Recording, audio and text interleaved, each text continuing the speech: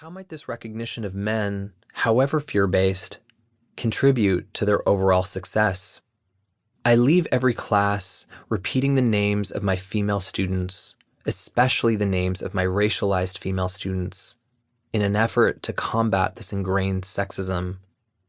I also become nervous when a male student asks to meet with me to challenge a grade, fearful he'll get loud or even hit me when we're alone in my office. Beyond managing this fear, I must also monitor how it might inadvertently result in preferential treatment. When I have to send emails to men, including male colleagues and artists, I carefully compose each message and include several exclamation marks. "Hi, Jim!" exclamation mark. "Hope you are well!" exclamation mark. "Just following up on my message from 2 weeks ago about the broken cupboard in my unit!" exclamation mark. "Please let me know when you have time to take a look!" exclamation mark. "Thank you!" exclamation mark. VS.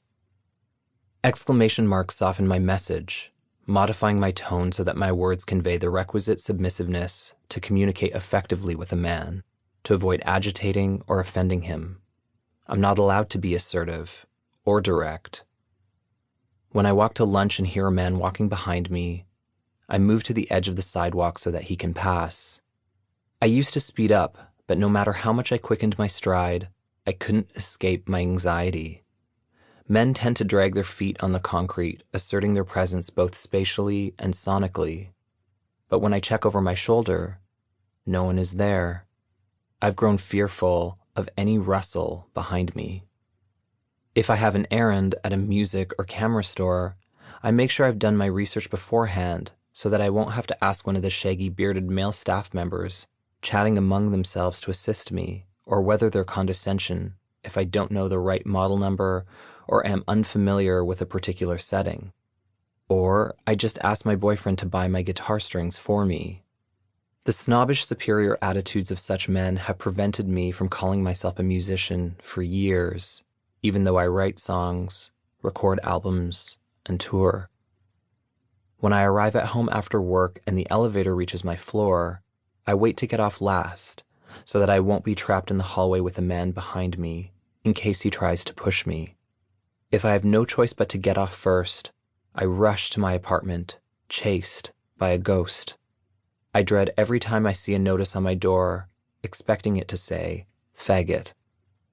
If I head back out in the evening for a gig, I wait in my apartment, ear to the door, until I'm sure there's no one in the hallway, to avoid running into my bro neighbors while I'm red-lipped and gold-adorned. Or I ask my boyfriend to walk me to the main entrance of our building.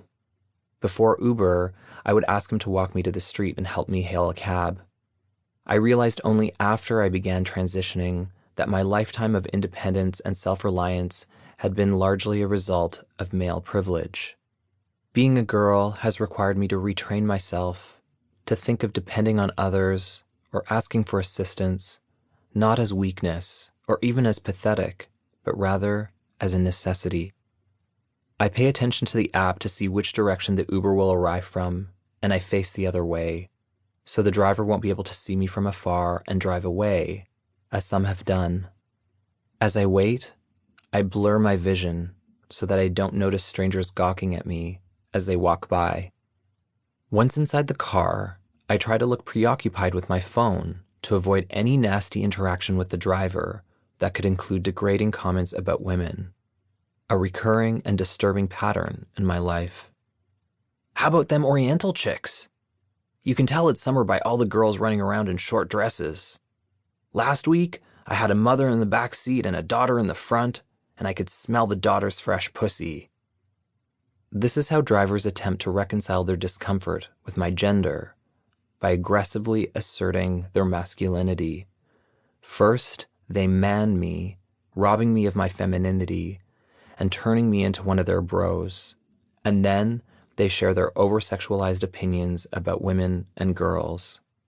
I've even had a cab driver hand me a plastic bag of garbage and ask me to take it out. Was this his way of telling me that I too am trash? When I'm at soundcheck, I say, "Testing, testing," a couple of times into the mic, maybe sing a phrase or two, and then finish. I don't ask for my mom.